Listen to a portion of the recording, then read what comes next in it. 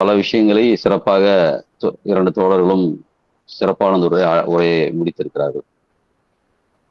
இதுல எந்த அளவுக்கு நான் சொல்ல வேண்டியது இருக்குது அப்படின்றது கிட்டத்தட்ட விடுபட்ட விஷயங்கள். மிக முக்கியமாக அன்றைய நிலையில் எழுந்த நக்சல்பாரியில் இருந்த அரசியல் கோட்பாட்டு விவாதங்கள், அதனால் ஏற்பட்ட விளைவுகள், இன்று நாம் அதில் என்ன வகையான படிப்பினையை, எதை நோக்கி நாம் நகர வேண்டிய ஒரு படிப்பினையை பெற்றிருக்கிறோம் என்பதை பற்றிய ஒரு அனுமானங்கள், அதாவது மதிப்பீடுகள், இதையெல்லாம் தான் பேச போறோம். பல்வேறு சிறப்பான உரைகள் நடுவில் என்னுடைய உரை என்பது ஒரு தொகுப்பாகவும், கிட்டத்தட்ட அதனுடைய அடுத்த கட்ட என்ன செய்ய போறோன்றதை பத்தின ஒரு மதிப்பீடாகவும் தான் நம்ம பேச போறோம். எல்லாருமே அந்த வரலாறு சொல்லியிருக்காங்க. குறிப்பாக இந்த மே 25 என்பது நக்சல்பாரியினுடைய எழுச்சியை குறிப்பிடுகின்ற மிக முக்கியமான நாளாக, இன்று பரவலாக இந்த நினைவு கூறுகின்ற ஒரு நிகழ்வாகவும் எல்லாராலும் இன்னைக்கு அது செய்து கொண்டிருக்கு. ரொம்ப காலத்துக்கு பிறகு தொடர்ச்சியாக ஒரு பரவலான ஒரு நிகழ்வாக அது மாற்றப்பட்டிருக்கிறது. இது அவசியமானது, முக்கியமானது. பொதுவாகவே மண்ணுக்கேற்ற மார்க்சியம் என்ற பறையில் உண்மையிலே மார்க்சியவாதிகள் அல்லது கம்யூனிஸ்டுகள் போராடிய நிகழ்வுகளை எல்லாம் இங்க மறந்துவிட்டு மண்ணுக்கேற்ற மார்க்சியம்னு சொல்லிட்டு இருக்கிற நிலைமை தான் இன்னைக்கு எல்லாரும் நான் சந்திச்சுட்டு இருக்கோம். கம்யூனிஸ்டுகள் தொடர்ச்சியாக போராடிட்டு வந்துக்கிறாங்க. பிரிட்டிஷ் காலத்துல இருந்து பார்த்தோம்னா தொடர்ச்சியாக எல்லா வகையிலும் மிக வீரதீரமான, உறுதியாக, கொள்கை அடிப்படையில் போராடி இருக்கிறார். அதை ஒட்டி பல்வேறு நூல்கள் எழுதப்பட்டிருக்குது. அதுல குறிப்பிடும்படியாக சொல்ல போனா நக்சல்பாரியினுடைய எழுச்சியினுடைய பற்றிய நூல்கள், சுனித்குமார் கோஷ் எழுதிய நக்சல்பாரி முன்னும் பின்னும், அதே போல் தோழர் பேசினாரே, தோழர் முருகவேல் அவர்களுடைய எழுதிய நக்சல்பாரி கிராமத்தின் பெயர் மட்டுமல்ல அப்படின்ற மிக முக்கியமான ஒரு நூல். இவையெல்லாம் இந்த வரலாற்றை தொகுப்பாக அதுக்கப்புறம் பல்வேறு அமைப்புகள் எழுதியிருக்கக்கூடிய வரலாற்றுகள். என்னன்னா 1970 வரையில் இருந்த ஒரு ஒற்றை வரலாறு, அதுக்கப்புறம் பல்வேறு அமைப்புகளாக பிரிவப்பட்ட பிறகு வெவ்வேறு இடத்துல மாநில வாரியாகவும் சரி, மாநிலத்துக்குள்ளும் சரி, பல்வேறு கட்சிகளாக பிளவண்ட பிறகு வரலாறுகள் கிளைத்த வரலாறுகளாக தான் இருக்கும். குறிப்பா ஒரு தொகுப்பு வரலாறா இல்லை. அதனால அவனுடைய படிப்பினைகளுடைய கருத்தாக்கங்கள் கூட அதுவே ஒரு விவாதத்துக்காக மாறுது. என்ன படிப்பினையை பெற்றோம், என்ன விஷயத்தை செய்தோம் அப்படின்ற விஷயங்கள் கூட ஒரு படிப்பினையாகவும், அதை ஒட்டி பல்வேறு இயக்க போக்குகளும் நடந்துட்டு இருக்கு. அப்போ முதல் விஷயம், இதை எப்படி பார்ப்பது அப்படின்னு சொன்னா, ஒரு கம்யூனிஸ்ட் கட்சி இன்று ஒரு நக்சல்பாரி எழுச்சியாக தோன்றுவதற்கு முன் இருந்த நிலைமைகளில் மிக முக்கியமான விஷயமாக எந்த அடிப்படையிலிருந்து பார்ப்பது அப்படின்ற பார்க்கும்போது, ஒரு சர்வதேசிய நிலையிலிருந்து தான் பல்வேறு கட்சியினுடைய இயக்க போக்குகள் மற்ற பல்வேறு விஷயங்கள் தீர்மானிக்கின்ற விஷயமாக மாறுது. உள்ள இருக்கிற விஷயம் இருக்குதா? ஆமா இருக்குது. அது கட்சியினுடைய வளர்ச்சி, இங்க மக்களினுடைய வளர்ச்சி, இங்க அதனுடைய அரசியல் வளர்ச்சி எல்லாத்தையும் உள்ளடக்கியது தான் உள்நாட்டில் இருக்கக்கூடிய பண்பு. ஒண்ணு வெளியில் இருக்கக்கூடிய சர்வதேச நிலைமை, இரண்டாவது உள்நாட்டில் இருக்கிற பண்பு. பெரும்பான்மையாக சர்வதேச நிலையிலிருந்து அதனுடைய இயக்க போக்குகள் மற்ற விஷயங்கள்லாம் தீர்மானிக்கப்படுகிற விஷயமாக மாறுகிறது. அதனால நான் கிட்டத்தட்ட அதுல இருந்து தொடங்கலாம்னு கருதுறேன். குறிப்பாக 1956களில் குறிப்பா சிபிஐனுடைய 4வது பேராயத்தில் எடுத்தப்பட்ட முடிவு மிக முக்கியமான முடிவாக. அதுக்கு முன்னாடி தெலுங்கானா போராட்டத்தை விட்டு 1951 நடந்த பல்வேறு நிகழ்வுகள், குறிப்பாக இந்தியாவை பற்றி மதிப்பீடுகளில் வரக்கூடிய நிலைமைகள், எவ்வளவுதான் நாம் ரஷ்ய கம்யூனிஸ்ட் கட்சியினுடைய, குறிப்பா ரஷ்ய புரட்சிக்கு பிறகு லெனினை தாங்கி நாம் வந்திருந்தாலும், லெனினத்தை ஏற்றுக்கொண்டு வந்திருந்தாலும் கூட லெனினத்தை முற்றுமுழுதாக இங்க பின்பற்றாத நிலைமை. அதெல்லாம் குறிப்பா பார்த்தீங்கன்னா பெரும்பான்மை நம்ம பிரிட்டிஷ் கம்யூனிஸ்ட் கட்சியினுடைய இதுதான் நம்ம பின்பற்றி இருக்கிறோம். ரஷ்ய கம்யூனிஸ்ட் கட்சியினுடைய இது நம்ம பெரும்பான்மை பின்பற்றல், அதுவும் ஒரு முக்கியமான நிகழ்வு. அதுல குறிப்பிடும்படியா சொல்லணும்னா 1951 தெலுங்கானாவில் நடந்த போராட்டத்தில் நாம் எடுத்த முடிவு மிகப்பெரிய பாராதூரமான நிலைமைகளை உருவாக்கி. அதே போல குறிப்பா அந்த தெலுங்கானா நிகழ்வை பொறுத்தவரையில அதை கைவிடுவதற்கு மிக முக்கியமான பிரச்சனை, அது இன்னும் ஆழமாக அது மொத்தத்தையுமே நம்ம பார்க்க வேண்டிய விஷயங்கள்ல, நான்காவது அந்த சிபிஐ எடுத்த 4வது மாநாட்டு தீர்மானமே எதை வைத்து எடுக்கப்பட்டது அப்படின்னு சொன்னா, சோவியத் கம்யூனிஸ்ட் கட்சியில் ஏற்கப்பட்ட குருச்சேவ் தலைமையில் நடந்த 20வது பேராயத்தினுடைய கொள்கையை பின்பற்றியதுதான் அன்னைக்கு 1956 சிபிஐயினுடைய முதல் போராட்டம் திசை வழி மாறுவதற்கான அடிப்படையா மாறுச்சு. என்ன அடிப்படையில சொல்லுது அப்படின்னா, முக்கியமானது அன்றைய வந்த மிக முக்கிய முடிவு அரசியல் சுதந்திரம் அடைந்து விட்டது. இந்தியா அரசியல் சுதந்திரம் அடைந்து விட்டதால், குறிப்பா தெலுங்கானா மக்களை கூட கிட்டத்தட்ட அதுதான் அழைப்பு. எல்லாரும் போய் ஆயுத போராட்டத்தை கைவிட்டு, இன்னும் சொல்ல போனா ஆயுத போராட்டம் நேரு அரசாங்கத்தை எதிர்த்து நடத்திய போராட்டம் அல்ல அது. அது பிரிட்டிஷ் காலத்திலிருந்து தொடர்ந்த அங்க தனி சொல்றது தனி அரசு குட்டி ராஜாவா இருந்த, அதை எதிர்த்த ஒரு நிலப்பிரபுக்களுடைய ஆதிக்கத்தை எதிர்த்த ஒரு போராட்டத்தினுடைய வெளிப்பாடு. அது அந்த போராட்டத்தை எதிர்த்த போராட்டம் என்பது எப்படி முடிச்சாங்க அப்படின்னு சொன்னா, முதல் அரசியல் ரீதியாக இது ஒரு அரசியல் சுதந்திரம் அடைந்து விட்டது என்ற நிலை மட்டுமல்ல, இது நிலத்திற்கான போராட்டம், அதிகாரத்திற்கான போராட்டம் இல்லை என்று அந்த போராட்டம் முடித்து வைக்கப்பட்டது. ஏன் அதனுடைய தொடர்ச்சி எப்படி பார்க்கணும்னு சொன்னா, அதுதான் அரசியல் சுதந்திரம் அடைந்து விட்டது என்ற முடிவுக்கு அன்னைக்கு சிபிஐ 4வது மாநாட்டு பேராயத்தில் ரஷ்ய கம்யூனிஸ்ட் கட்சியினுடைய 20வது மாநாட்டினுடைய தீர்மானத்தை ஏற்றுக்கொண்டு செயல்பட்டது. அதை ஒட்டி 1958 பஞ்சாப்ல நடந்த சிறப்பு பேராயத்துல இந்திய கம்யூனிஸ்ட் கட்சி முழுக்க முழுக்க குருச்சேவை வைத்த அமைதி வழி பாதையை ஏற்றுக்கொண்டது. குறிப்பாக அமைதி வழியில் முழுமையான ஜனநாயகத்தையும் சோசலிசத்தையும் அமைப்பதற்காக போராடும் இந்த கட்சி என்று அறிவிக்கிறது. இது எந்த அளவுக்கு போதுன்னா, கிட்டத்தட்ட அன்னைக்கு இந்திய ராணுவம் 60,000 துருப்புக்களை தெலுங்கானாவில் குவித்து சொந்த நாட்டு மக்களையே வேட்டையாடுகின்ற நிலைமைக்கு அதை ஒட்டி இந்த சிபிஐ அன்றைக்கு இருந்த தலைமை இதை நேரு அரசாங்கத்தினுடைய அதிகாரத்தை ஏற்றுக்கொண்டு அன்று அதை காட்டி கொடுத்ததாக தான் இருந்தது. ஏன்னா அதனுடைய இதெல்லாம் தான் அது மக்களுடைய எழுச்சி தொடர்ச்சியாக போராடுவதற்கான ஒரு அடிப்படையை உருவாக்குச்சு. இது நிலப்பிரச்சனை அல்ல, அரசியல் பிரச்சனை அல்ல, இது நிலப்பிரச்சனை. அன்னைக்கு ஏகே கோபாலன் அவர் தான் சிபிஐல இதை முடிவு செய்து அன்னைக்கு கைவிட்டது மிக முக்கியமான விஷயம். அதே போல இந்த போராட்டத்தினுடைய தொடர்ச்சி, இது கட்சிக்குள்ள மிகப்பெரிய போராட்டங்களை தொடர்ச்சியாக உருவாக்குது. இது ஒரு நீண்ட போராட்டமாக தான் நடக்குது. ஏன்னா 1965 ஏதோ ஒரு மாறின விஷயம் இல்லை. இது 1956, 58 மாநாட்டுகளுக்கு பிறகு மிகப்பெரிய போராட்டம். குறிப்பாக இதை சோவியத் கம்யூனிஸ்ட் கட்சியினுடைய அன்னைக்கு குருச்சேவனுடைய துரோகத்தை, சமரசவாத பாதையை, இது ஒரு ஏகாதிபத்திய பாதையை தேர்ந்தெடுத்து விட்டது, குறிப்பாக ஒரு சமூக ஏகாதிபத்திய பாதையை தேர்ந்தெடுக்க விட்டது அப்படின்னு சொல்லக்கூடிய அளவுக்கு அதனுடைய பாதையை நிர்ணயிக்கக்கூடிய நிலைமையில் அதை எதிர்த்து சீன கம்யூனிஸ்ட் கட்சி மாபெரும் விவாதம் நடத்துகின்ற அந்த பாதையை பின்பற்றி தான் அதனுடைய இந்திய கம்யூனிஸ்ட் கட்சியிலும் 2 பாதை தெளிவாக தெரியுது.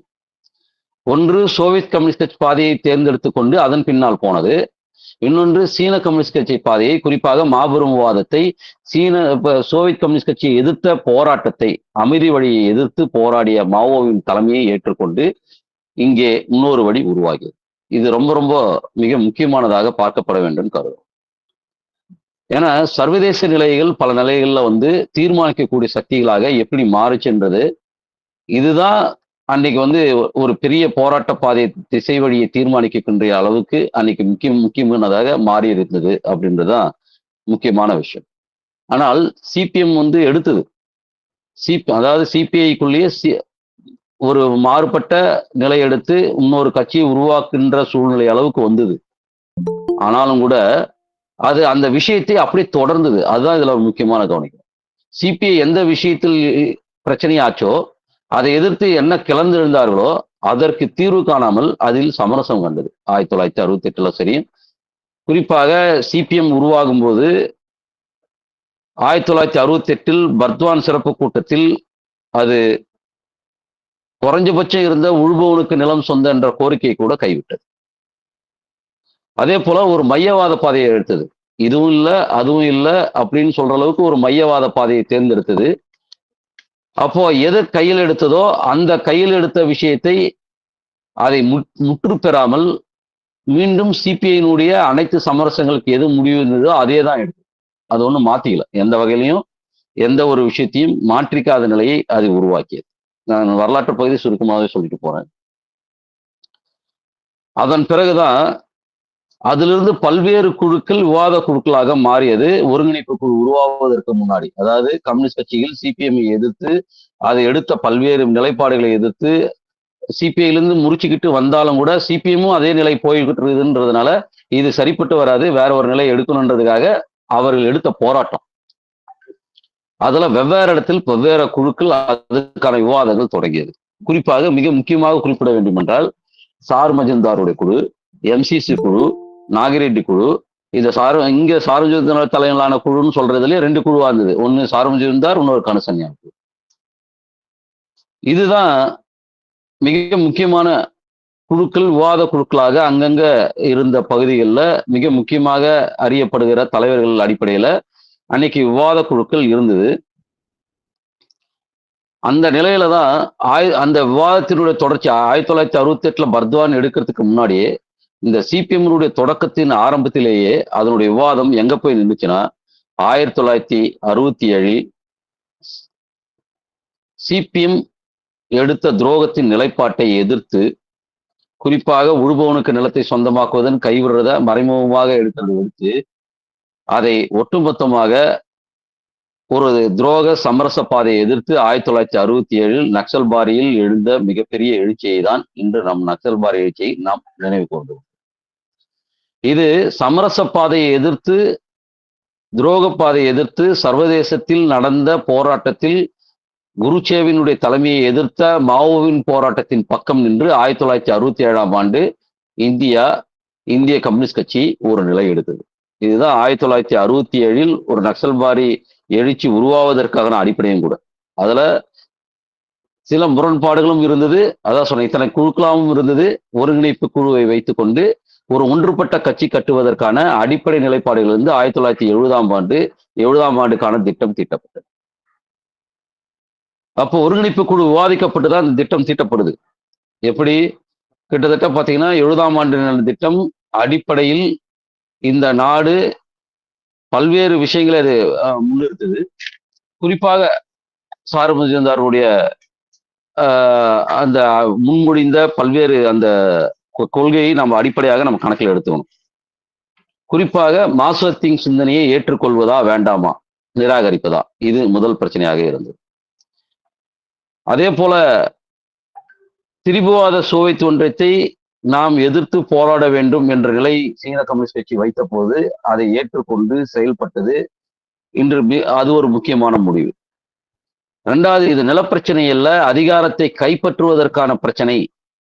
அதிகாரத்தை கைப்பற்றாமல் எதையும் செய்ய முடியாது என்று எடுத்த நிலைமை மிக முக்கியமான விஷயமாக பார்க்கிறது. அதே போல் இந்த புரட்சிகர எழுச்சியை உருவாக்கி சாதிக்க வேண்டும் என்றால் ஒரு ரகசிய கட்சி தேவை என்ற நிலைப்பாடு அன்று எடுக்கப்பட்டது. அதே போல பொருளாதாரவாதம் தோற்கடிக்கப்பட வேண்டும், ஒரு அரசியல் எழுச்சியை உருவாக்க வேண்டும். அதற்கு அடிப்படையாக விவசாயிகளையும் தொழிலாளிகளையும் ஒன்றிணைத்து ஒரு பாட்டாளர் வர்க்க தலைமையின் கீழ் கட்சியை கட்ட வேண்டும், ஒரு புரட்சிக்கு கொண்டு போக வேண்டும் என்ற நிலை எடுத்தது மிக முக்கியமான நிலைப்பாடாகும்.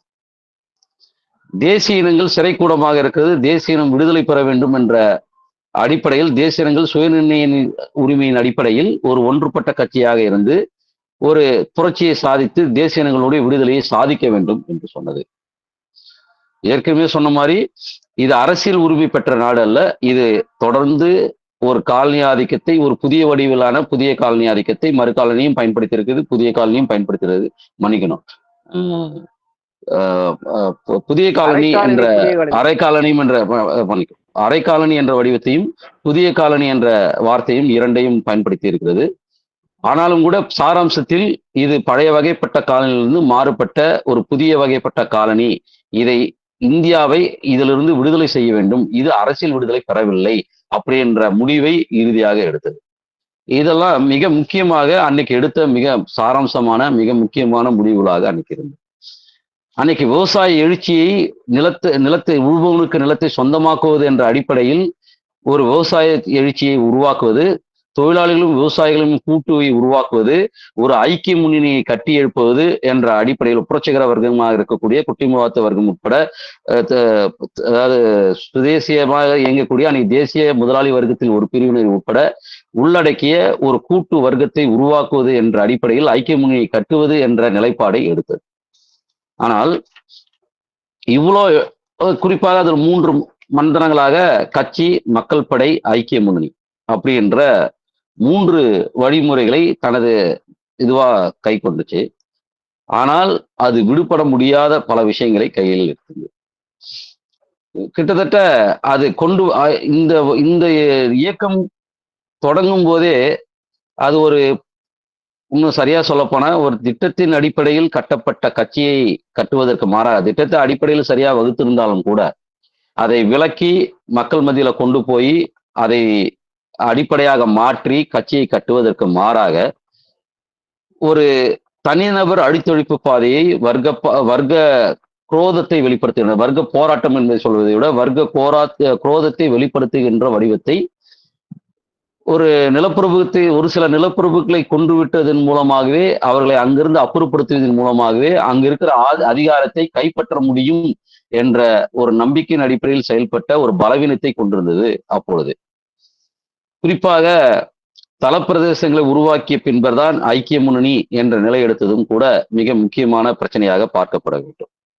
பொதுவா சொல்லுவாங்க, தோழரோட சொன்னாரு, எதிரியின் ரத்தத்தில் கை தோய்த்தவர் தான் கட்சியின் உறுப்பினராக பார்க்கப்பட்டதான நடைமுறையில். ஆனால் கட்சியினுடைய விதியில் அப்படி இல்லை. ஆனால் கட்சியின் நடைமுறையில் அப்படி இருந்தது, கட்சியின் விதியில் அப்படி இல்லை. அப்ப கட்சி திட்டம், கட்சியினுடைய விதி ஒன்றாக இருக்க, தன்னியல்பை தனது பாதையாக ஏற்றுக்கொண்டதன் வழியாக அதனுடைய மிகப்பெரிய பலவீனமாக அழித்தொழிப்பு பாதையை எடுத்து ஒரு மிகப்பெரிய நெருக்கடியை சந்திச்சது. வெகுஜன அமைப்புகளையும் போராட்டங்களையும் கையில் எடுக்கல. அது இன்னைக்கு வரையும் இந்த வழியில் செல்லும் பொழுது எதிர்கொள்கின்ற பிரச்சனையாக இன்னைக்கு இருக்குது. அது கடைசியான ஆகும். அப்போ இன்றைய நடைமுறையில் ஒட்டுமொத்தமாக பார்க்கும்பொழுது, இன்றையிலிருந்து பார்க்கும் பொழுது அது நம்ம படிப்பறிகளாக நம்ம பெற்றுக்கொள்வதற்கு தேவையான அடிப்படையில் நம்ம யோசிக்கிறோம். ஆனால் அதனுடைய பாசிட்டிவ் அம்சம் அன்னைக்கு இருந்த 2 பாதை, குறிப்பாக இந்தியாவிலே கூட நக்சல்பாரி எழுச்சியிலும் கூட 2 பாதைகள் இருந்தது. ஒன்று, எல்லாவற்றையும் அதாவது ஆயுத போராட்டத்தை மறுத்து வெறும் வெகுஜன தளத்தை மட்டும் வைத்துக்கொண்டு ஒரு பொருளாதாரவாதத்தை அடிப்படையாக வைத்துக் கொண்டிருந்த, வலது வழியில் வைத்துக் கொண்டிருந்த கணிசனியால் வழி. அன்று தேயிலை தோட்ட தொழிலாளர்களுடைய போராட்டம், விவசாயிகளுடைய போராட்டம், குறிப்பா சிலிகுரி மாவட்டத்திலிருந்து தோழர் ஏற்கனவே விளக்கினார். அது நம்ம அதுக்குள்ள போக விரும்பல. ஆனாலும் கூட அதை நினைவுபடுத்துறதுக்காக சொல்றேன். அன்னைக்கு தேயிலை தோட்ட தொழிலாளர்களுடைய போராட்டம், அன்னைக்கு சிலிகுரியில் நடந்த போராட்டம், அன்னைக்கு ஒட்டுமொத்தமாக அந்த போராட்டம் மிக எழுச்சி பெற்றிருந்த வேளையில் அதை ஒரு பக்கம் பொருளாதாரவாதத்தின் அடிப்படையில் பொருளாதார போராட்டத்திற்கு இழுப்பது, இன்னொரு பக்கம் அதை எதிர்த்து ஒரு புரட்சிகர வழியில் வைக்கியம் கட்டி ஒரு பாட்டாளி வர்க்க தலைமையில் கொண்டு போவதற்கு மாறாக என்ன செஞ்சாங்கன்னா அழித்தொழிப்பு பாதையை, தன்னியல்பு பாதையை மேற்கொண்டது. இந்த தன்னியல்பு பாதை போவதற்கு கூட ஒரு சர்வதேச சூழ்நிலை காரணமாக இருந்தது. என்ன அப்படின்னு சொல்ல போனா மிக முக்கியமான விஷயம், லின்பியோன் பாதை மிக முக்கியமான விஷயமாக நாம் பார்க்க வேண்டியது. ஏன்னா லின்பியோன் பாதை அன்னைக்கு நம்ம எல்லாருமே நினைச்சிட்டு இருக்கோம், மாவோ எல்லா காலகட்டத்திலையும் தலைமை தாங்கியிருந்தாருன்னு. பல நேரங்களில் மாவோருடைய தலைமையை கூட பின்னுக்கு தள்ளப்பட்டு, சரியான தலைமையை இருந்த பின் அங்கே கூட பின்னுக்கு தள்ளப்பட்டு அன்னைக்கு லின்பியோனுடைய வழி முன்வைக்கப்பட்டது. அந்த லின்பியோன் வழிதான் இன்னைக்கு வரையும் மிகப்பெரிய அளவுக்கு சாகசமாக பார்க்கப்பட்டுச்சு. அன்னைக்கு அததான் வசந்தத்தின் இடிமுழக்கம், இவர்கள் எல்லாத்தையும் மாத்திருவாங்க, எல்லாத்தையும் செஞ்சிருவாங்க அப்படின்னு எல்லாத்தையும் எதையுமே மதிப்பிடாமல் அன்னைக்கு வைத்த லின்பியோன் பாதை, குறிப்பாக சீனாவில் இடது பயங்கரவாத பாதையை, இடது திரிபுவாத பாதையை வைத்த லின்பியோன் பாதை மிக முக்கியமான விஷயம். அந்த சீனாவின் பாதை தான் இந்தியாவிலும் பிரதிபலித்தது. அதுதான் அந்த எம்எல் இயக்கத்தில் நக்சல்பாரி எழுச்சிகளிலும் பிரதிபலித்தது. இது முக்கியமான திருப்பு முனையாக இருந்தது. இதனுடைய வெளிப்பாடு எந்த அளவுக்கு போச்சுன்னா, இதை குறிப்பாக வெகுஜன அமைப்புகளை தொழிற்சங்கத்தை கட்டுவதற்கே எதிராக மாறுச்சு. அதுல இருந்து ஒரு சம்பவத்தை சொல்லுவாங்க. ஆஸ்திரேலியாவில் இருந்த டிராஸ்கிய குழு அது ஒரு கருத்தாக்கத்தை வைக்கிறது. இன்று இந்த எழுச்சிகரமான காலகட்டத்தில் தொழிற்சங்கம் ஒரு பிற்போக்கான பாத்திரத்தை ஆற்றுகிறது. அது புரட்சிக்கு எதிர்ப்புரட்சிகர நடவடிக்கை போய்விட்டது. தொழிற்சங்கத்தை நாம் பயன்படுத்த முடியாது என்று டிராஸ்கிய குழு ஆஸ்திரேலியாவில் எடுத்த முடிவு இந்தியாவினுடைய கட்சியில் அளவுக்கு பாதிக்கப்பட்டது என்று வரலாறு சொல்லுகிறார். ஏன்னா அதிகாரப்பூர்வமான ஆவணங்கள் இல்லைனாலும் தொழிற்சங்கத்தை மறுத்ததில் அன்னைக்கு அதை வைத்து பேசப்பட்ட அன்னைக்கு கட்சிக்குள் இருந்த விவாதங்களில் அது ஒரு விவாதிக்கப்பட்ட முழுமையாக விவாதிக்கலனாலும் அன்னைக்கு தலைமை மட்டத்தில் இருந்த கருத்தாக்கத்தில் மிக முக்கியமானதாக கருதப்படுது. குறிப்பாக தொழிற்சங்கம் அதாவது வெகுஜன நடவடிக்கை அது புரட்சிகர தன்மையை இழந்து விட்டது அப்படி என்று எடுத்த முடிவு அது எப்படி இந்தியாவின் கட்சிக்குள்ள அளவுக்கு பெரிய செல்வாக்கு செலுத்தியதாக மாறியது. இங்கும் அதிகாரப்பூர்வமாக அறிவிக்கலை என்றாலும் வெகுஜன தளத்தை குறிப்பாக மக்கள் திரள் தளத்தை பயன்படுத்துவதை குறித்தான மதிப்பீட்டில் மிகப்பெரிய முரண்பாடுகளை கட்சிக்குள்ளே தோற்றுவித்தது. ஆனால் அன்றிருந்த ஆயுத போராட்டத்தினுடைய வழி எழுச்சியினுடைய வழி நின்பியோனுடைய சர்வதேச நிலையில் இருந்த சீனாவினுடைய அன்னைக்கு இருந்த நிலைமை எழுச்சியின் நிலைமை சீனாவின் வழியொட்டி நாங்க செய்யறோம்னு சொல்ல அதே நிலைமையில எடுத்துக்கிட்ட நிலைமை அது ஒரு படிப்பினையாக நாம் எடுத்துக்கொள்ள வேண்டிய விஷயம். அது எப்படி எடுத்துக்கொள்ள வேண்டிய விஷயம்னா சீனாவை எடுத்ததுனால இந்த மாதிரி பிரச்சனையாச்சு அப்படின்னு சொல்லி கடைசியில மாவோவை மறுப்பதாக மாறுது. இங்க பிரச்சனையே அதுதான். மாவோ லின்போவின் வழியை எதிர்த்து போராடியவர். ஆனால் சீனாவின் வழி என்று சொல்லிக்கொண்டு மாவோவின் வழியை எதிர்ப்பதும் அங்கே முதல்ல ஆரம்பத்துல குருசேவையின் நிலவை டிராஸ்கியை ஏற்றுக்கொண்டு குருசேவை ஏற்றுக்கொண்டு ஸ்டாலினுடைய மறுப்பதும் இது மிக எல்லா இடத்துலையுமே தாக்குதல் வழிமுறையாக கையாளப்பட்டது. குருச்சே வலிமை பெறுறாரு. வலிமை பெறும் பொழுதே கிட்டத்தட்ட 20வது மாநாட்டத்துல இந்த பிரச்சனை வந்துடுது. ஸ்டாலின் அப்போ கிட்டத்தட்ட ஸ்டாலின் பலம் இழக்கிற காலகட்டத்தில் 1950களுக்கு பிறகு ஸ்டாலினுடைய வலிமை இழந்து அதை எதிர் முகாம் கைப்பற்றப்பட்டிருக்கிறது. அப்போ எல்லா திரிபுவாதிகளும் எல்லா மார்க்சிய எதிர் முகாம்களும் மேலெழுந்து வந்து அதை கைப்பற்றுவதற்கான போராட்டத்தை நடத்துது. உண்மையிலே அது கடைசி இதுல சொல்லுவாங்க, கம்யூனிஸ்ட் கட்சியை கைப்பற்றுவதே என் வாழ்க்கையின் கோர்பச்சேவ் அறிவிக்கிறார். கைப்பற்றுவதை அதாவது சோவியத் கம்யூனிஸ்ட் கட்சியை கலைத்து சோவியத்தை கலைப்பதே என் வாழ்நாளின் லட்சியமாக நான் இந்த கம்யூனிஸ்ட் கட்சிக்குள் நுழைந்தேன் என்று பகிரங்கமாக ஒரு பேட்டியில் கொடுக்கிற அளவுக்கு அன்னைக்கு ஊடுருவலும் இந்த கட்சியை முதலாளித்த கட்சியாக மாற்றி அமைப்பதும் அவனுக்கு எப்படி இருந்ததோ அதனுடைய சாராம்சம் அதுக்கப்புறமா வந்த லின்பியோனுடைய தொடர்ச்சியை அதனுடைய இதுவும் நம்ம கட்சிக்குள்ள அனுபவித்துக் கொண்டிருக்கிறோம். அது இருந்தது. அதுக்கான போராட்டம் நடத்துவதற்கான சாத்தியம் இல்லை. எமர்ஜென்சி அறிவித்தது. பல்வேறு குழுக்களாக கைது செய்யப்பட்டது, கொலை செய்யப்பட்டது, பல்வேறு குழுக்களாக சிதைந்தது. ஒன்னும் சொல்ல போனா 2-3 கமிட்டிக்கு மேல கூடவே இல்லை. அதிகாரப்பூர்வமாக விவாதிக்கப்படுகிற கமிட்டி கூட இல்லாத நிலை, அவரவர்களுக்கு தோன்றிய விஷயங்களை செயல்படுத்துகிற நிலைமைக்கு ஒரு தன்னியல்பு பாதைக்கு போற அளவுக்கு மிகப்பெரிய நிலைமை. மிக முக்கியமான தலைவர்கள் எல்லாம் கொல்லப்படுவதும் சிறைக்கு செல்லப்படுவதும் அவர்கள் எல்லாம் சிறையில வைத்ததும் மிகப்பெரிய பின்னடைவை நாம் சந்தித்தோம் என்பதை மிக முக்கியமாக கவனிக்க வேண்டிய விஷயம். இது எந்த அளவுக்கு பாதிக்கிறது என்றால் நாம் நக்சல்பாரி எழுச்சியில் பெற்ற பலனை அல்லது நாம் எடுத்த பல முக்கியமான முடிவுகளை எல்லாருமே சொல்றாங்க. நக்சல்பாரி எழுச்சியினுடைய முடிவுலாம் அது ஏதோ பெரிய பின்னடைவை உருவாக்கிட்ட மாதிரியும் அது எல்லாமே ரொம்ப இப்போ கூட சொல்றாங்க. எல்லாரும் 1970ஆம் ஆண்டினுடைய திட்டமே நம்ம மீண்டும் பரிசீலிக்க வேண்டும் அப்படின்னா என்ன அர்த்தத்தில் சொல்லணும்னா 70ஆம் ஆண்டு திட்டத்தை முற்றிலும் தூக்கி எறிந்து விட்டு புதிதாக நாம் ஆய்வு செய்ய வேண்டும் என்று சொல்லுவோம். அது எந்த சூழ்நிலையில் வைக்கப்பட்டது, எப்படி வைக்கப்பட்டது, 1970ஆம் ஆண்டு தீர்மானத்தில் எந்த விஷயம் மாறி இருக்கிறது, எதனால அதை மாற்றணும் என்பதற்கு ஆய்வுக்கு மாறாக முதல் நிலையிலே 1970ஆம் ஆண்டு திட்டம் தோல்வி, அது இன்னைக்கு உதவாது, அது எந்த வகையிலும் பொருந்தாது என்று எடுத்து வைத்துவிட்டு இன்று பல்வேறு நிலையில் எடுக்கிறார்கள். அந்த நிலை முழுக்கமே 70ஆம் ஆண்டு எப்படி அன்னைக்கு நக்சல்பாரி எழுச்சி உருவாவதற்கு அடிப்படையாக அமைந்ததோ அந்த அடிப்படைகளை எல்லாம் தகர்த்து விட்டு இன்று மீண்டும் அதே பின்னோக்கிய பார்வை, இவங்க சொல்ற மாதிரி புதுசாலாம் வைக்கல, அன்று அதுக்கு முன்னாடி என்ன நிலை இருந்ததோ அதே நிலையை, அதாவது சிபிஎம் வைத்த நிலை, அன்றைக்கு சிபிஎம் வைத்த நிலை, அரசியல் சுதந்திரம் பெற்றுவிட்டது, அமைதி வழியிலான பாதை, ரகசிய கட்சி இல்லாத நிலை, இப்படி எல்லாவற்றையும் இன்று மீண்டும் வைக்க நிலைமைக்கு இன்னைக்கு உருவாகி இருக்கிறது. அதை வைத்து விட்டு 70ஆம் ஆண்டு திட்டம் தோல்வி அடைந்து விட்டு அதை மீண்டும் பரிசீலிக்க வேண்டும் என்ற நிலைக்கு போயிருக்கலாம். பரிசீலிப்பு மீண்டும் இருக்கிற நிலைமையில் எது மாறியது, எதை புதுப்பிக்க வேண்டும் என்று மாறுவதற்கு மாறாக அதை ஒட்டுமொத்தமாக தூக்கி எறிந்து விட்டு முந்தைய நிலையில் அதுக்கு முன்னாடி இருந்த கொள்கையை எடுத்துக்கொண்டு ஆய்வு செய்கிற நிலைமைக்கு வந்து சேர்ந்திருக்கிறார்கள். அதற்கு புதிய பெயர்களை சூட்டுகிறார். இது இன்னைக்கு நக்சல்பாரி எழுச்சியில் என்ன பலனை நாம் பெற்று எதை முதன்மையாக பார்த்தோமோ அதை இன்று நாம் எதிர்நிலையில் பார்க்க வேண்டிய நிலைமைக்கு தள்ளப்பட்டிருக்கிறோம். இது மிக முக்கியமான படிப்பனையாக பார்க்க வேண்டும் என்பதை அழுத்தம் திருத்தமாக சொல்ல வேண்டியது. ஏன் அப்படின்னு சொன்னா, இன்னைக்கு நாம் எதை சந்தித்துக் கொண்டிருக்கோம்? எந்த தன்னியல்பை நாம் விமர்சனம் செய்தோமோ அதுக்கப்புறமா பல்வேறு அமைப்புகள், பல்வேறு மாநிலங்களில் கட்சிகள் உருவாகுது. உண்மையிலேயே இங்கு ஒரு வழிமுறைகளை உருவாக்குவது 3 கட்சிகள் இங்க முக்கிய பங்காற்றுச்சு.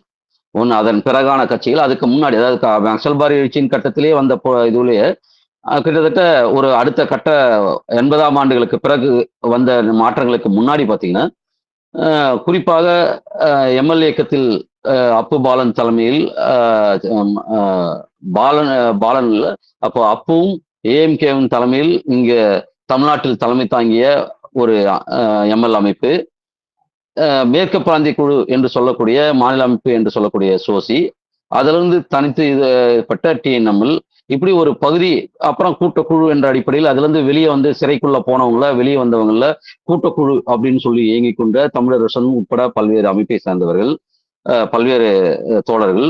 இந்த பக்கம் அதே போல வெகுஜன திரள் என்று இயங்கிக் கொண்டிருந்த இன்னொரு பகுதி, இப்படி பல்வேறு பகுதிகளாக 3 முக்கிய நிகழ்வு பிரிவாக இயங்குவதை நாம் பார்க்கிறோம்.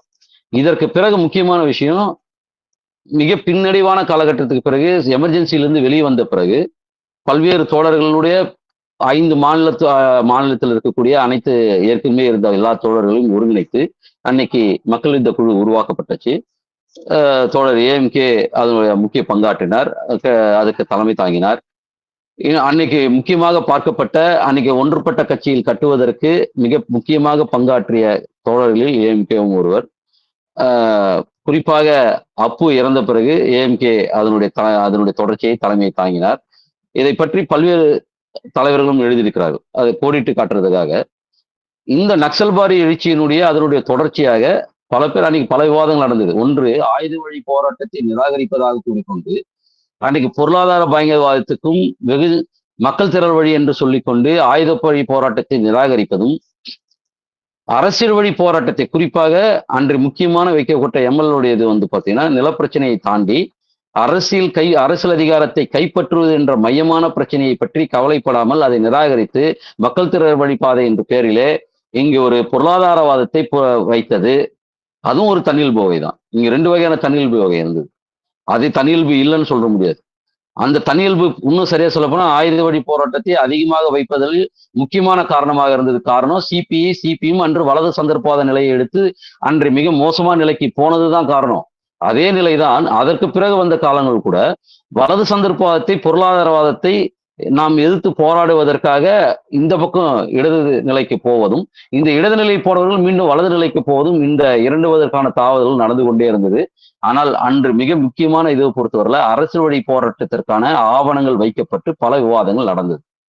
அதுல இருந்து ஏன் நக்சல்பாரி எழுச்சியினுடைய நம் படிப்பினைகள் எதை பெற்றோம் மிக முக்கியமானது என்றால், அரசியல் அதிகாரத்தை கைப்பற்றுவதற்கான போராட்டம் தான் முதன்மையானது. குறிப்பாக இந்தியா ஒரு இன்னும் புதிய வகையான அடிமைத்தனத்தை, புதிய காலனி ஆதிக்கத்தை, இன்று அமெரிக்காவின் அடிமைத்தனத்தில் இருக்கிறது. அன்று ரஷ்ய சமூக ஏகாதிபத்தியத்தினுடைய ஆதிக்கத்தின் கீழ் இருந்தது. பிறகு அமெரிக்காவின் ஆதிக்கத்தின் கீழ் வந்தது. அதுல இருந்து தொடர்ச்சியாக இன்று அமெரிக்காவின் மேலாதிக்கத்தின் கீழ் தான் தொடர்ந்து இருந்து கொண்டிருக்கிறது. இது எல்லாருமே அனுபவத்திலே அறிவாங்க. ஆனால் இவர்கள் என்ன முடிவு எடுத்தாங்க அப்படின்னு சொன்னா, இன்று கூட என்ன விவாதம்னா, இன்று அந்த அடிப்படையிலேயே எடுத்த அரசியல் ரீதியான சுதந்திரம் அடைந்து விட்டது என்ற அந்த கருத்தாக்கத்தை, சிபிஎம் எடுத்த கருத்தாக்கத்தை இன்று பல குழுக்கள் தனது அனுபவமாக வைத்துக் கொண்டது. மிக முக்கியமான பிரச்சனை. ரகசிய கட்சி முறை அடிப்படையானது என்ற வழிமுறையை இன்று பல கட்சிகள் ஒழித்து கட்டிவிட்டது. அதே போல் ஏகாதிபத்திய பொருளாதாரவாதத்தை எதிர்த்து விவசாயிகள், தொழிலாளிகள் கூட்டை உருவாக்கி பாட்டாளர்கள் தலைமையில் புரட்சியை கட்டுவது, குறிப்பாக வர்க்க போராட்டம் என்பது குறிப்பா நிறைய பேர் என்ன நினைச்சிட்டு இருக்கிறாங்கன்னா, ஒரு புரட்சிகரமான போராட்டம் என்பது வர்க்க போராட்டம் என்பது. வர்க்க போராட்டம் என்பது மார்க்சுக்கு முன்பே கண்டுபிடித்த இது மார்க்சே சொல்வார். மார்க்சுடைய பங்களிப்பு என்கின்றால் பாட்டாளி வர்க்க சர்வாதிகாரத்தை நிறுவுவது, பாட்டாளி வர்க்க சர்வாதிகாரத்தை நோக்கி நாம் பயணிப்பது அப்படின்றதும், இந்த இடைப்பட்ட புதிய ஜனநாயக கட்டத்தில் அது பாட்டாளி வர்க்க தலைமையில் ஒரு கூட்டு வர்க்க அதிகாரத்தை நிறுவுவது என்ற அடிப்படையில் செயல்படுவது என்ற அடிப்படையில் நாம் எடுத்துக்கொண்டு வந்ததை இன்று ஒழித்து கட்டிருக்கிறார். இன்று பாட்டாளி வர்க்க சர்வாதிகாரம் முற்றிலும் கேள்விக்குள்ளாக்கப்பட்டிருது. அது எங்கிருந்து ஆரம்பிக்கிறாங்கன்னா, ஸ்டாலினில் ஆரம்பிச்சு மாவோவை வைத்து ஸ்டாலினை அடிப்பதும், மாவோவை மற்ற தலைவர்கள் வைத்து அடிப்பதும், இப்படி ஒவ்வொருத்தரையும் ஒவ்வொரு தலைவர்களை வைத்து அடுத்தவர்களை விமர்சனம் செய்வது. இவர்கள் அதாவது மாவோ ஸ்டாலினை ஒத்துக்கல, மாவோவும் மற்ற தலைவர்கள் ஒத்துக்கல, கடைசியில் அவர்களையும் எல்லாரையும் காலி பண்ணி இன்னைக்கு லெனினையும் காலி பண்றது அளவுக்கு இன்னைக்கு நிலைமைக்கு போயிடுச்சு. இது மிக முக்கியமான நம் நக்சல்பாரி எழுச்சியில் வந்த படிப்பினையை கண்ணை மூடிக்கொண்டு எந்த வித விமர்சனமும் இல்லாமல் அதை பற்றி பரிசீலனையே இல்லாமல் தூக்கி போட்டுவிட்டு புதுசாக பரிசீலனை செய்வது என்பதுதான் மிக ஆபத்தானதாக பார்க்க வேண்டும். இது நக்சல்பாரி எழுச்சியில் வந்தடைந்த படிப்பினைகளில் மிக எச்சரிக்கையாகவும் நாம் கற்றுக்கொள்ள வேண்டிய விஷயமும் மிக முக்கியமானதாக கருத வேண்டியது. இன்னைக்கு எங்க நிக்குது? இன்னும் அதிலிருந்து இடது வழியை நாம் துண்டித்துக் கொள்ள முடியாத நிலைமையை உருவாக்கி இருக்கிறது. இந்த தன்னியல்பு நாம் மிகப்பெரிய பாராதூரமான விளைவுகளை சந்தித்துக் கொண்டிருக்கிறோம். மிகப்பெரிய உயிர் தியாகங்களை, அது எவ்வளவுதான் உன்னதமான உயிர் தியாகங்களாக இருந்தாலும் கூட, அது மக்களுக்கானதாக இருந்தாலும் கூட, இன்னைக்கு ஒரு தொழிற்சங்கத்தை தொழிலாளி விவசாயிகளுடைய கூட்டை உருவாக்கி அதன் மூலமாக பாட்டாளி வர்க்க தலைமை நிறுவுவதற்கு மாறாக அதை நிராகரித்துனா அதை பற்றி கவலைப்படாமல் அதை மறுத்துவிட்டு அதை கட்டுவதற்கு செய்யறதுக்கு முதன்மையை கொடுக்காமல் இன்னைக்கு மிக அதிகமாக பாதிக்கப்பட்டு கொண்டிருக்கிற மற்ற வர்க்கங்களை, அதாவது மிக பின்னோக்கி இருக்கக்கூடிய வர்க்கங்களை அவர்களை முதன்மையாக்கி வென்றெடுத்து ஒரு அரசியல் அதிகாரத்தை நிறுவ முடியும் என்பது சாத்தியமானது இல்லை என்பதை நிரூபிக்கும். அந்த வர்க்கம் கூட்டு வர்க்கம் தான், விவசாய வர்க்கம் தான். ஆனால் இன்று நாம் வைக்க வேண்டியது பாட்டாளி வர்க்க தலைமை என்பது மிக முக்கியமாக 2 வர்க்கங்களை உள்ளடக்கியது. அது தொழிலாளி வர்க்கத்தையும் விவசாய வர்க்கத்தையும் இன்னைக்கு மிக முக்கியமாக உள்ளடக்கிய வர்க்கத்தை நாம் திரட்டாமல் எதையும் சாதிக்க முடியாது என்ற நிலைமையை புரிந்து கொள்ளாமல் இன்றும் அதே பழைய வழியை தொடர்ந்து கொண்டிருக்கிற நிலைமையில் பல தோழர்களை நாம் மிக உன்னதமான உயிர்களை இழந்து கொண்டிருக்கிறோம். அந்த படிப்பினை நாம் கற்றுக்கொள்ள வேண்டியது அவசியம் என்பதையும் மிக முக்கியமான நிபந்தனையாக வைக்கப்படும். பிரச்சனை இருக்குது அப்படின்னா நம்ம பிரச்சனை இருக்குது. இந்தியா அடிமைப்பட்டு கிடக்கிறது பிரச்சனை தொடர்ந்துதான் இருக்கிறது. அமெரிக்காவுடைய புதிய காலனி ஆதிக்கத்தினுடைய தொடர்ச்சியாக இனி இருக்கப்பட்டு மிக மோசமான பாசிச ஆட்சியை நிறுவப்பட்டு கொண்டிருக்கிறது. இந்த மோசமான பாசிச ஆட்சியை நிறுவதை எதிர்த்து போராடுவதற்கு அடிப்படை எங்கிருந்து வருது என்றால், இன்று எந்த வர்க்கத்தை சார்ந்து நின்று எந்த வர்க்கத்தை திரட்டப்படுது. இப்ப மிகப்பெரிய பிரச்சனை எங்க நிக்குதுன்னா, நக்சல்பாரி எழுச்சியினுடைய அன்னைக்கு நடந்த பாசிச ஆட்சி, அதாவது குறிப்பாக சொல்ல போனால் 1971 1970களில் குறிப்பாக இந்திரா காந்தி அம்மையார் கொண்டு வந்த முதல்ல எதேச்சதிகார ஆட்சியும் அதனுடைய வளர்ச்சியாக அது பாசிச ஆட்சியாக வளர்த்தெடுக்கப்பட்டதும் முதல் எதேச்சதிகார ஆட்சி தான் நின்றுச்சு. ஆனால் அதனுடைய தொடர்ச்சியாக பாசிச ஆட்சி இது பண்ணதும் ஜனசங்கம் அதை சோரம் போனதனுடைய விளைவாக அதுக்கப்புறமா அந்த ஆட்சியில் தொடர்ச்சியாக பாசிசத்தை நிறுவி இன்று வரை பாசிசத்தை பலப்படுத்தி இருப்பதும் மிக முக்கியமான பிரச்சனையாக பார்க்க வேண்டும். அது எங்க போய் நிக்குது? ராஜீவ்காந்தி தன்னுடைய பாசிச அதிகாரத்தை குறிப்பாக அன்னைக்கு தாராளமயமாக்கல் கொள்கையின் மூலமாக பாசிசத்தை விரிவாக்கி அன்னைக்கு உச்சபட்சமாக கொண்டு போனார். அன்றைய கட்டத்தில் அதை முன்ன இருந்ததை விட மோசமான நிலைமைக்கு கொண்டு போச்சு. அதன் பிறகு வந்த உலகமயமாக்கல் மற்ற கொள்கைகள் எல்லாம் இன்னும் அதனுடைய பாசிசத்தன்மையை அதிகப்படுத்தி இருக்கிறதை தவிர குறைத்ததில்லை. குறிப்பாக உலகத்தில் இருக்கக்கூடிய போட்டி ஏகாதிபத்தியம் வீழ்ச்சியினுடைய விளைவு, சமூக ஏகாதிபத்தியம், ரஷ்ய சமூக ஏகாதிபத்தியம் வீழ்ந்ததனுடைய விளைவு இன்னைக்கு பாசிசத்தில் மிக முக்கியமாக ஒரு வளர்ச்சி பெற்ற ஒரு நிலையை உருவாக்கியது. அதாவது சொன்ன முன்னிலுமாக அது வளர்ந்து கொண்டே போய்கிறது. பாசிசத்தினுடைய ஒடுக்குமுறை வளர்ந்து கொண்டே போய் கொண்டிருக்கிறது. அது முன்னிலும் விட மோசமாக ஒடுக்குமுறையை நோக்கி போய் கொண்டிருக்கிறது. அதனுடைய குறிப்பாக இன்றைக்கு நெருக்கடி, ஏகாதிபத்தியத்திற்குள் ஏற்பட்டிருக்கிற நெருக்கடி அதை மீண்டும் இந்த புதிய காலனி ஆதிக்கத்தின் கீழ் இருக்கக்கூடிய இந்தியா போன்ற நாடுகளின் மக்களின் மீது மிக மோசமாக திணிக்கப்படுவது பாசிசத்தினுடைய உச்சபட்சத்தை கொண்டு போயிருக்கிறது.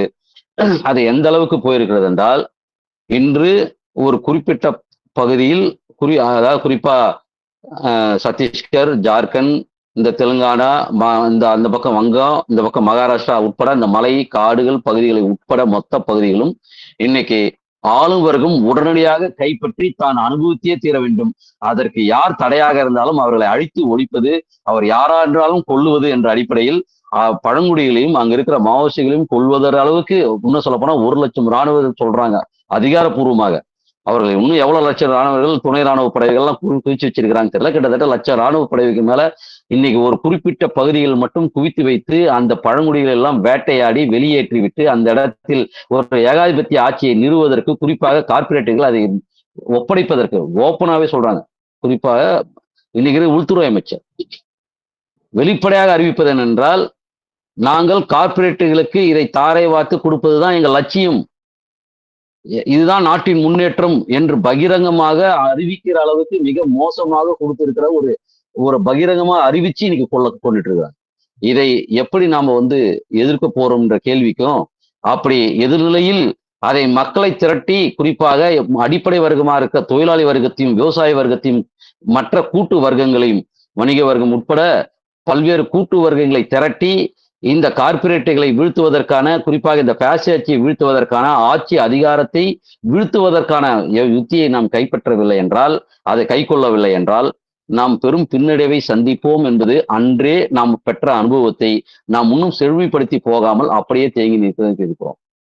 இதுக்கு எதிர்நிலையில் மிகப்பெரிய சக்தியாக ஒரு பக்கம் இப்படி இருக்குதுன்னா, இதுக்கு எதிர்நிலையில் இருக்கிற சக்தியாக தொழிலாளர்களை விவசாயிகளை கூட்டு வர்க்கமாக திரட்டி கூட்டு வர்க்கத்தை திரட்டி புதிய ஜனநாயக புரட்சியை கொண்டு போவது என்ற நிலைக்கு மாறாக புதிய ஜனநாயக புரட்சியே கைவிட்டு அடிப்படை வர்க்கங்களையே திரட்டுவதை கைவிட்டு அதை இரண்டாம் பட்சமாக்கி ஆளும் வர்க்கத்தின் ஒரு பிரிவினர் பின்னாடி போவது என்பதே தனது லட்சியமாக கொண்டு அன்று சிபிஎம் எப்படி அன்று காங்கிரசின் பின்னாடியே சரணாகதி அடைந்ததோ இன்று எல்லா இடத்திலையும் அதுவே ஆளும் வர்க்கமாக குறிப்பாக கேரளாவிலும் ஏற்கனவே மேற்கு வங்கத்திலும் ஆளும் வர்க்கமாக இன்று செயல்பட்டு கொண்டிருக்கிறதோ அதே கார்பரேட் கொள்கையை எப்படி செயல்படுத்தி கொண்டிருக்கிறதோ அந்த நிலைக்கு போவதற்கு மீண்டும் இங்க இருக்கிற கட்சிகள் ஒரு வளர்ச்சி அதாவது மிகப்பெரிய சக்தியாக வளர்ந்திருக்குது. இன்னைக்கு அதுதான் ஒரு சரியான நிலை எடுத்து போவதற்கு மிகப்பெரிய தடையாக இருப்பது. ஏற்கனவே எடுத்த 2 நிலை கனுசனியால் நிலையாகட்டும் சார்ஜிதாரனுடைய பலவீனங்கள் ஆகட்டும் அதை எடுத்த கொள்கையில் 1970ஆம் ஆண்டுகள் நாம் அடைந்த பல பாராதூரமான செயல்பாடுகளும் கோட்பாடுகளும் இன்று என்ன விளைவை உருவாக்கி இருக்கிறது என்றால், இன்னைக்கு பாசிசத்தை முறியடிப்பதில் அடிப்படை வர்க்கத்தை திரட்டுவதற்கு மாறாக அதே போல் ஆளு வர்க்கத்தின் பின்னால் தன்னை எத்தும் போய் திரட்டுவதற்கான நிலையை உருவாக்கி இருப்பதுதான் மிக மோசமான நிலைமையை நாம் இன்னும் படிப்பினையை கற்றுக்கொள்ளவில்லை.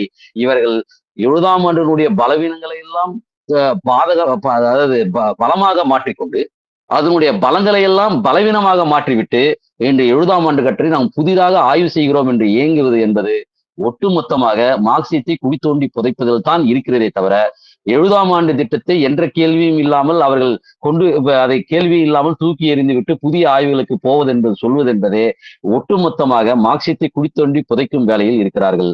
இந்த தோல்வியை மறைப்பதற்காக அவர்கள் இங்க இருக்கிற முதலாளித்துவ கருத்துக்களுடைய பல்வேறு கருத்துக்களை இன்னைக்கு அவங்க அதை கையில் எடுக்கிறாங்க. இன்னைக்கு எல்லா கருத்துக்களும் தான் கையில் எடுக்கிறாங்க. முதலாளித்துவத்தினுடைய அத்தனை கருத்துக்களையும் இன்னைக்கு தன்னுடைய கருத்தாக மாத்திட்டாங்க. குறிப்பா அம்பேத்கரை தனது கருத்தாக மாத்திட்டாங்க, மார்க்சியத்தை தனது கருத்தாக மாத்திட்டாங்க. சமூகத்தில் கம்யூனிஸ்டுகள் போராடினார்களா என்ற கேள்வியே எழுப்புற அளவுக்கு இன்னைக்கு மிகப்பெரிய போராட்டம் நடந்ததுல எவ்வளவு பலவீனம் இருந்தாலும் அதை எதிர்த்து போராடுவதற்கு நாம் எப்படி சேர வேண்டும் என்ற மதிப்பீடுகளுக்கு மாறாக இன்று பல்வேறு முதலாளித்துவ கூறுகளை முதலாளித்துவ சீர்திருத்தவாத கருத்துக்களை பாராளுமன்றத்தை பயன்படுத்துவதை உட்பட பல்வேறு பொருளாதார வாதம், தொழிற்சங்கவாதம், பாராளுமன்றவாதம் போன்ற வலது சந்தர்ப்பவாத பாதையில் வீழ்ந்து இன்னைக்கு சரிக்கிறோம். இதையும் நாம் கணக்கில் எடுத்துக்கொள்ள இந்த படிப்பினைகளை எல்லாம் நாம் முறியடிக்க வேண்டும் என்றால் 1970ஆம் ஆண்டுகளுடைய பலமான அம்சம் எது என்பதை பற்றி விவாதிக்காமல் அதை தூக்கி எறிந்துவிட்டு பலவீனமாக பாட்டாளி வர்க்க சர்வாதிகாரத்தை ஒழித்து கட்டுவதற்கு அரசு அதிகாரத்தை விட்டுவிட்டு இந்த முதலாளித்துவ சீர்திருத்தவாதத்தை இன்னைக்கு வச்சிட்டு இருக்குதோம். கம்யூனிஸ்டுகள் பேராலேயே இந்த கார்ப்பரேட்டுகளையே ஆதரித்துக் கொண்டு நாங்கள் கம்யூனிஸ்டுகள் என்று சொல்லிக் கொள்வதும், இந்த கார்ப்பரேட்டுகள் தான் முதலாளித்துவத்தை வளர்த்தெடுத்து சோசலிசத்துக்கு போவதாக மக்களை ஏமாற்றிக் கொண்டிருப்பதும் மிக மோசமான ஒரு படிப்பறிவையாக நம்மளை திணிக்கிறார்கள். அதை அம்பலப்படுத்தி இன்று நாம் ஒரு புரட்சிகர எழுச்சியை கட்ட வேண்டும் என்றால் நாம் ஒரு சரியான பாதையில் நின்று கட்ட வேண்டும். அதுதான் தோழர் ஏஎம்கே சொல்லும் பொழுது சுருக்கமாக முடிக்கிறேன். தோழர் மியூட் போடுங்க. குறிப்பாக இன்றைய கட்டத்தில் ஒரு கலைப்புவாத கருத்துக்கள் என்று சொல்லப்படுகின்ற கருத்துக்கள், குறிப்பாக எப்பொழுதெல்லாம் வீழ்கிறதோ, தோழர் சோமு தோழர் மியூட் போடுங்க, அது கொஞ்சம் அடிக்கடிக்கு அன்மியூட் ஆகிடுது. அந்த புரட்சிகர எழுச்சிக்கான அடிப்படையை முதலில் நிறுவ வேண்டும் என்றால் இங்கே இருக்கக்கூடிய மார்க்சியத்துக்கு எதிராக இருக்கக்கூடிய பல்வேறு கலைப்புவாத போக்குகளை எதிர்த்து, மார்க்சியத்துக்கு அந்நியமான போக்குகளை எதிர்த்து நாம் வீழ்த்தினால் அன்றி ஒரு தத்துவ கோட்பாடு ரீதியாக, அதாவது இன்னும் சொல்ல போனால் கலைப்புவாதம் தத்துவத்துறையிலும் இருக்கிறது. அதுதான் இன்று பொருள்முவாதத்தோடு கருத்துமுவாதத்தை கலக்கின்ற பல்வேறு தலைவர்களை நாம் எடுத்துக்கொள்கிறோம். அதே போல திட்ட கலைப்புவாதம் 1970ஆம் ஆண்டு திட்டத்தை முற்றிலுமாக அதனுடைய பலமான அம்சங்களை கைவிட்டு எந்தவித இதுவும் இல்லாமல் தூக்கி போடுறது திட்ட கலைப்புவாதத்துக்கு போயிருக்கிறாங்க. அதே போல இன்று செயல்தந்திர கலைப்புவாதத்தில் போயிருக்கிறார்கள்.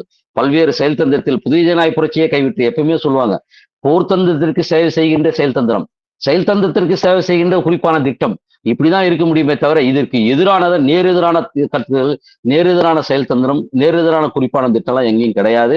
போர்த்தந்திரத்துக்கு சேவை செய்கின்ற செயல்தந்திரத்தையும் செயல்தந்திரத்துக்கு சேவை செய்கின்ற பல்வேறு குறிப்பான திட்டங்களையும் நாம் எடுத்துக்கொண்டு போவது என்பது மிக முக்கியமானது. ஆனால் அதை எடுத்துக்கொண்டு போவதில்லை. ஆனால் அதற்கு மாறாக இவர்கள் செயல்தந்திர கலைப்புவாதத்தில் ஈடுபடுகிறார்கள். அடுத்தது பாத்தீங்கன்னா அமைப்பு துறையில் கலைப்புவாதத்தை கொண்டு வருகிறார்கள். பாராளுமன்றத்தில் பங்கேற்பதற்காக தன் கட்சியையே ஒட்டுமொத்தமாக துறந்து அந்த கட்சியை எல்லாம் ரகசிய கட்சியை ஒழித்து கட்டி ஒட்டுமொத்தமாக ஒரு வெகுஜன தளத்தை கட்சியே கட்சியாக மாற்றுகின்ற வேலையை, அதற்கு பல்வேறு வியாகியானங்களை சொல்லி பாட்டாளி வர்க்க சர்வாதிகாரத்தை நிறுவதற்கு எந்த அடிப்படையோ அந்த அடிப்படையை ஒழித்து கட்டி இன்று ஒட்டுமொத்தமாக கட்சியை துறந்து ஒரு கம்யூனிஸ்ட் கட்சி என்ற நிலையை ஒழித்து கட்டுகின்ற வேலையை செய்து கொண்டிருக்கிறாங்க.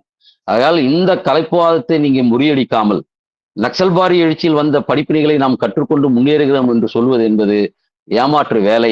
அதையெல்லாம் முறித்து இன்று இருக்கக்கூடிய மிக மோசமான சர்வதேச சூழ்நிலையை முறியடித்து ஏகாதிபத்தியத்துக்குள் இருக்கிற போட்டி, அதில் ஏதாவது ஒரு ஏகாதிபத்தியத்தின் போகின்ற நிலைமை, இதையெல்லாம் முறியடிக்காமல் நாம் இங்கே இருக்கிற ஆளும் வர்க்கத்தை இன்னொரு பிரிவில் போய் ஒட்டிக்கொள்வதே ஒரு ஐக்கிய முனி என்பதாக இன்று வரித்து கொண்டு அன்றைக்கு எப்படி ஜனசங்கத்தை ஆதரித்தார்களோ, அன்னைக்கு எப்படி NT ராமராவை ஆதரித்தார்களோ, இப்படி பல நேரங்களில் தேர்தலை புறக்கணிப்பதாக சொல்லிக்கொண்டு எந்த ஆளுவர்க்கத்தை ஆதரித்தார்களோ அதனுடைய பலனையும் சேர்த்து அனுபவித்துக் கொண்டிருக்கிறோம்.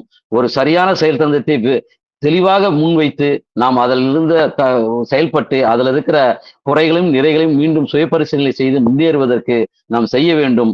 நாம் உண்மையிலேயே உயர்ந்த அந்த உயிர் தியாகத்தை ஒரு சரியான திசையில் கொண்டு செல்லும் என்றால் நிச்சயமாக இந்த நக்சல்பாரி படிப்பினையிலிருந்து நம்ம கற்றுக்கொள்வது மட்டுமல்ல, ஒரு புதிய உலகத்தை, ஒரு புதிய ஜனநாயகத்தை நாம் படைப்பதற்கான அடிப்படையை இந்த பாசிசத்தை இடைக்காலத்தில் வீழ்த்தி நாம் ஒரு புதிய ஜனநாயக புரட்சியை நோக்கி பாய்ச்சலை நோக்கி செல்வதும் அதற்கான வழிமுறைகளை உருவாக்குவதும் சாத்தியம். இதுதான் நம் நக்சல்பாரி புரட்சியில் நாம் கற்றுக்கொள்ள வேண்டிய மிக முக்கியமான விஷயமாக பார்க்கிறோம் என்று கூறி என்னுடைய உரையை முடிக்கிறேன். நன்றி.